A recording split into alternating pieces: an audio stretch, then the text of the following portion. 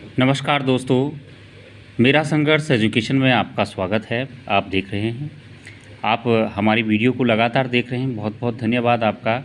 अरिहंत सामान्य ज्ञान 2022 की ये मैं आपको पेज नंबर 10 आपको फिर बताने जा रहा हूँ। आपने अभी तक हमारे 6, 7, 8, 9 पेज से शुरुआत की थी और अब अरिहंत सामान्य ज्ञान 2022 पेज नंबर 10 में आपको पढ़ाऊँगा। आप उसे ध्यानपूर्वक सुनें और एक-एक चीज़ नोट करें, दिमाग में रखें और दोबारा 2-2, 3-3 बार सुनें ताकि आपको ध्यान में रहे। आपकी प्रतियोगिता परीक्षा सफल बनाने के लिए मैं इस प्रयास में लगा हूँ। ज़्यादा समय न लेते हुए शुरू करते हैं। Thank you.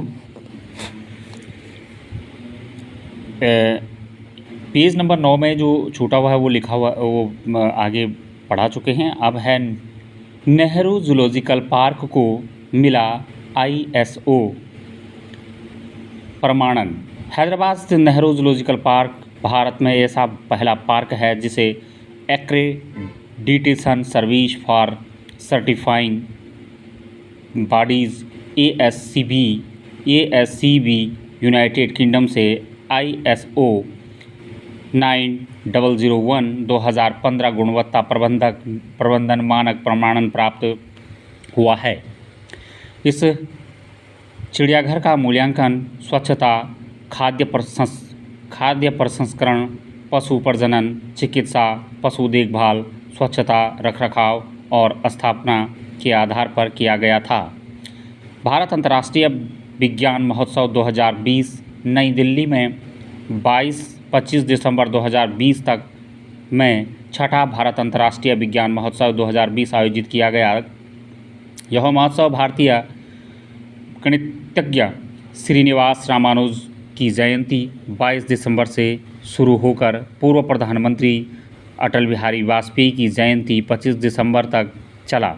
इस वर्ष के महोत्सव का केंद्रीय विषय आत्मनिर्भर भारत और वैश्विक कल्याण के लिए विज्ञान था।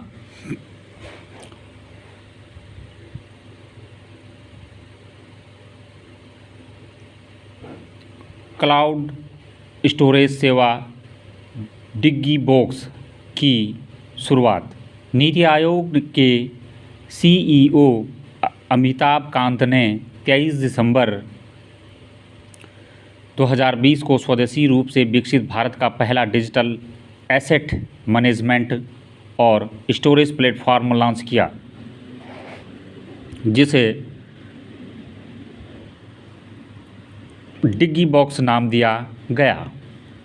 डिग्गीबॉक्स व्यक्तिगत उपयोगकर्ता के लिए जीमेल एकीकरण और 100 GB एकल फाइल आकार, साथ ही साथ 500 सहयोगी फाइल शेयर समाप्ति की तिथि और उद्यमों के लिए अधिक सुविधाएं प्रदान करता है। भारत जापान SAMBAD सम्मेलन 2020 आयोजित। प्रधानमंत्री नरेंद्र मोदी ने 21 दिसंबर 2020 को आयोजित भारत जापान SAMBAD सम्मेलन के छठे संस्करण को वर्चुअल कॉन्फ्रेंसिंग के माध्यम से संस्करण को संबोधित किया। सम्मेलन के दौरान उन्होंने भारत पारंपरिक बौद्ध साहित्य और शास्त्रों पर का एक पुस्तकालय बनाने का प्रस्ताव रखा। यह पुस्तकालय दुनिया भर के विभिन्न हिस्सों से बौद्ध साहित्य की डिजिटल प्रतियां एकत्र करेगा। भारत वियतनाम आभासी शिखर सम्मेलन आयोजित। प्रधानमंत्री नरेंद्र मोदी और वियतनाम के प्रधानमंत्री युएन जुआन फुक ने 21 दिसंबर 2022 को वीडियो कॉन्फ्रेंसिंग के माध्यम से आयोजित भारत वियतनाम आभासी शिखर सम्मेलन का संयुक्त रूप से संबोधित किया। शिखर सम्मेलन के दौरान भारत वियतनाम व्यापक रणनीति साझेदारी के भविष्य के विकास को निर्देशित करने के लिए शांति, समृद्धि और लोगों के लिए संयुक्त विजन को अपनाया गया। इसरो संचार उपग्रह CMS-01 लॉन्च। भारत के संचार उपग्रह CMS-01 को सतीश धवन अंतरिक्ष केंद्र SDSC SHAR आंध्र प्रदेश के श्रीहरिकोटा से 17 दिसंबर 2020 को सफलतापूर्वक लॉन्च किया गया।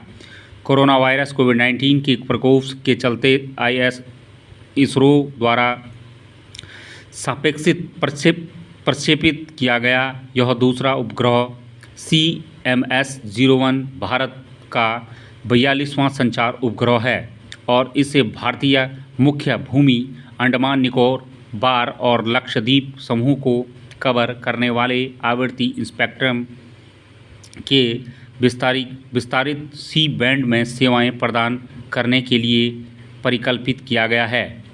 पहली हाइपरसोनिक विंड टनल प्रशिक्षण सुविधा का उद्घाटन रक्षा मंत्री राजनाथ सिंह ने 19 दिसंबर 2020 को हैदराबाद में DRDO की उन्नत हाइपरसोनिक विंड टनल HWT प्रशिक्षण सुविधा का उद्घाटन किया। अत्याधुनिक HWT टेस्ट सुविधा के ने भारत को अमेरिका और रूस के बाद दुनिया का एकमात्र तीसरा देश बना दिया है जिसके पास आकार और क्षमता में इतनी बड़ी सुविधा है। प्रधानमंत्री नरेंद्र मोदी ने प्रज्वलित की स्वर्णिम विजयी मशाल। प्रधानमंत्री नरेंद्र मोदी द्वारा 16 दिसंबर 2020 को भारत पाकिस्तान युद्ध 1971 में भारत की जीत की 50वीं वर्षगांठ के अवसर पर दिल्ली के राष्ट्रीय युद्ध स्मारक में स्वर्णिम विजय मशाल प्रज्वलित की गई। रक्षा मंत्री राजनाथ सिंह ने वर्ष 1971 के भारत पाकिस्तान युद्ध की 50वीं वर्षगांठ पर विजय दिवस को चिन्हित करने के लिए स्वर्णिम विजय वर्षा के लिए लोगों का अनावरण किया।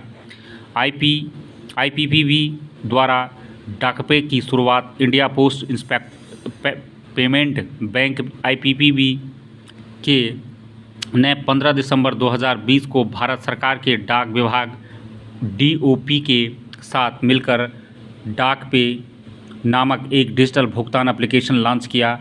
यह बायोमेट्रिक्स के माध्यम से कैशलेस पारिस्थितिकी तंत्र को सक्षम करने में मदद करेगा। किसी भी बैंक के ग्राहकों को ऑपरेबल बैंकिंग सेवाओं और उपयोगिता भुगतान सेवा प्रदान करेगा। थैंक यू, धन्यवाद। आप चैनल के साथ बने रहें।